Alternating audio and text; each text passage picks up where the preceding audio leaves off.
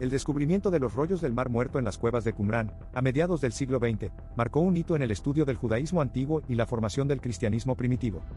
Estos manuscritos, que datan del siglo III a.C. hasta el siglo I después de Cristo, proporcionan una visión sin precedentes de las creencias, prácticas y controversias de las comunidades judías de esa época. Entre los hallazgos más significativos se encuentran los textos asociados a diversas sectas judías, lo que ha generado un intenso debate académico sobre la identidad y las creencias de estas comunidades. En este video, exploraremos la identificación de la secta de Qumrán, analizando las diversas teorías y aportando luz sobre la complejidad y la riqueza de este período histórico. La secta de Qumrán, un enigma en el desierto de Judea.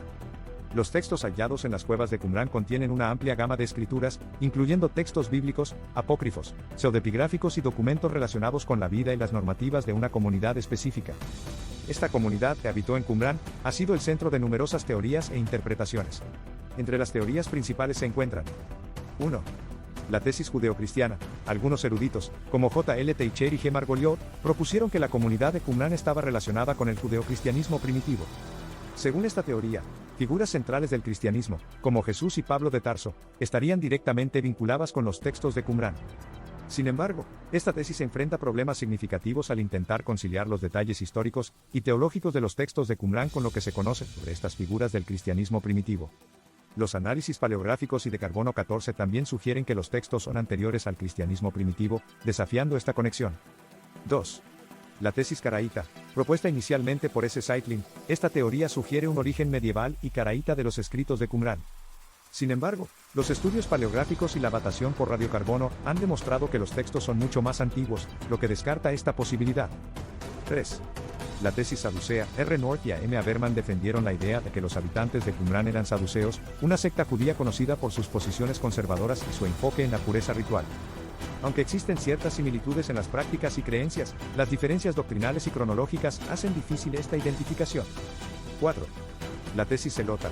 Algunos investigadores han intentado vincular a los miembros de Qumrán con los zelotes, un grupo conocido por su ferviente oposición a la ocupación romana. Sin embargo, esta teoría también ha enfrentado críticas, particularmente en lo que respecta a la cronología y la naturaleza de los textos de Qumrán. 5. La tesis farisea. Aunque ha habido intentos de relacionar a los sectarios de Qumrán con los fariseos, esta teoría ha sido refutada por varios estudiosos, ya que los fariseos eran una secta principalmente laica, mientras que la comunidad de Qumrán tenía un carácter marcadamente sacerdotal. 6. La tesis esenia. La mayoría de los académicos actualmente apoyan la teoría de que los habitantes de Qumrán eran esenios, o una escisión de esta secta. Esta teoría está respaldada por la similitud entre las descripciones de los esenios por autores antiguos, como Flavio Josefo, y las prácticas y creencias reflejadas en los textos de Qumrán. El maestro de justicia, MJ, un líder en las sombras, una figura enigmática. El MJ surge de los textos como un líder espiritual de profundo impacto. Este personaje central en la comunidad de Qumrán se erige como un pilar en el estudio de los manuscritos, y ofrece una ventana única a la complejidad del judaísmo del Segundo Templo. Los escritos, especialmente la regla de la comunidad y los obayot o himnos, sugieren que su rol trascendía la mera instrucción religiosa. Su llegada a la comunidad fue vista como un despertar, una transición de las tinieblas a la luz. Este cambio drástico en la percepción de la comunidad sugiere una influencia que iba más allá de la enseñanza, era una transformación del espíritu y la práctica. Un sacerdote de la línea de Sadok. Uno de los aspectos más distintivos del MJ es su origen sacerdotal. El Pesher de los Salmos lo identifica indiscutiblemente como tal, lo que no solo destaca su papel espiritual sino también su legitimidad dentro de la jerarquía religiosa judía. Su posible linaje sadocita le confería una posición privilegiada para interpretar y guiar en cuestiones de la ley y la tradición. El guardián de una tradición. El MJ no solo era un líder sino también un custodio de una interpretación específica de la Torá. Los documentos de Qumrán, como 4QMMT, revelan su intento de preservar y promulgar una hermenéutica particular, lo que eventualmente lo llevó a retirarse a Qumrán. Esta determinación por proteger una tradición particular habla de su compromiso profundo con su fe y su percepción de su rol divinamente ordenado. Un canal de revelación divina. Quizás el atributo más intrigante del maestro de justicia es su conexión directa con lo divino. Los manuscritos hablan de un individuo bendecido con revelaciones y secretos celestiales, un conocimiento que emanaba de la gracia divina más que del esfuerzo humano. Este reconocimiento de su limitación humana frente a la magnitud de la sabiduría divina pone de manifiesto una humildad y una devoción que resonaban profundamente dentro de la comunidad. Un reflejo de la conciencia humana.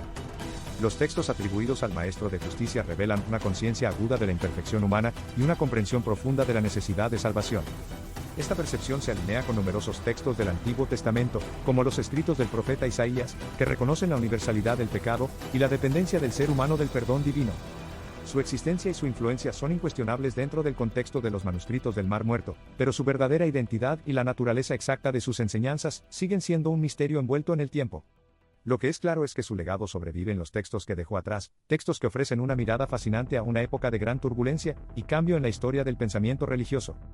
El Maestro de Justicia permanece como un faro de luz en el enigma de Qumran.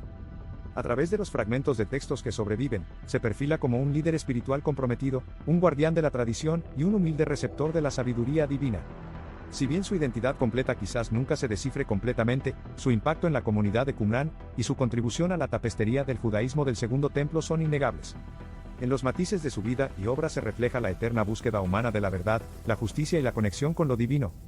El Maestro de Justicia y la doctrina de la predestinación en Qumran. Este concepto, que ha ocupado a teólogos y pensadores a lo largo de la historia, encuentra un particular reflejo en la enseñanza del Maestro de Justicia y sus seguidores en Qumran. La paradoja de la perversidad humana y la gracia divina. El Maestro de Justicia se enfrentó a una cuestión que ha desafiado a la humanidad a lo largo de los siglos. Si el hombre está inherentemente marcado por el pecado, ¿cómo es que algunos responden al llamado divino mientras otros no? La respuesta del Maestro de Justicia a esta intrincada cuestión se encuentra en la doctrina de la predestinación. Según los manuscritos, la respuesta del Maestro de Justicia fue: yo soy polvo y ceniza. ¿Qué puedo planear si tú no lo quieres? ¿Qué puedo idear sin tu permiso? ¿Cómo puedo ser fuerte si tú no me sostienes? ¿Cómo puedo ser instruido si tú no me moldeas? ¿Qué puedo hablar si tú no abres mi boca? ¿Y cómo contestar si tú no me enseñas? Sin tu voluntad nada se hace. Y nada se conoce sin que tú lo desees. 1 QH 18, 5-9. Estas palabras reflejan una visión en la que la justicia, o la falta de ella, no proviene de los méritos o decisiones humanas, sino de un decreto divino preexistente. La predestinación, un decreto soberano de Dios. La doctrina de la predestinación sostiene que el destino de cada persona está predefinido por Dios, una creencia que se hace patente en los textos de Qumran. Tú lo has determinado. Antes incluso de crearlo. ¿Cómo podrá nadie evitar tus designios? Tú, solo tú, has creado al justo. Desde que estaba en el vientre estableciste para él el tiempo de la gracia. Para que observe tu pacto y marche por todos tus caminos. Para derramar sobre él la abundancia de tus misericordias. Para abrir la angostura de su alma a la salvación eterna, 1 QH 7, 20. La dualidad de los destinos, justos e impíos. La predestinación, según el PJ, no solo se aplica a los justos sino también a los impíos, cuyo destino es igualmente determinado desde el vientre. A los impíos los has creado para el tiempo de la ira, desde que estaban en el vientre de su madre. Los has predestinado para el día de la ruina. 1 QH 7, 21. Este enfoque destaca una visión dualista del mundo, en la que la humanidad está dividida entre aquellos elegidos para la salvación y aquellos predestinados para la condenación. La predestinación en la historia del pensamiento. El concepto de predestinación ha sido una constante en la historia del pensamiento, desde figuras como Calvino y Mahoma, Agustín de Hipona y Lutero. Estas visiones a menudo nacen de una profunda conciencia de la pecaminosidad humana o de una interpretación rigurosa de la soberanía divina.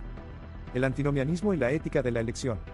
La doctrina de la predestinación puede conducir a dos posturas éticas extremadamente opuestas. El antinomianismo, que descarta la necesidad de seguir principios éticos al considerar la elección divina como gratuita. Y la otra, una ética legalista, que aboga por una obediencia estricta a la ley como muestra de gratitud por la elección divina.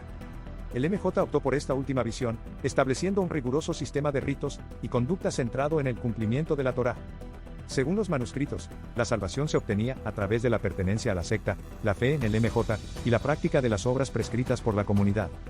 Su interpretación se refiere a todos los que cumplen la ley en la casa de Judá, a quienes Dios librará del castigo a causa de sus obras y de su fe en el Maestro de Justicia. Pesher de Habacuc 8, un SS.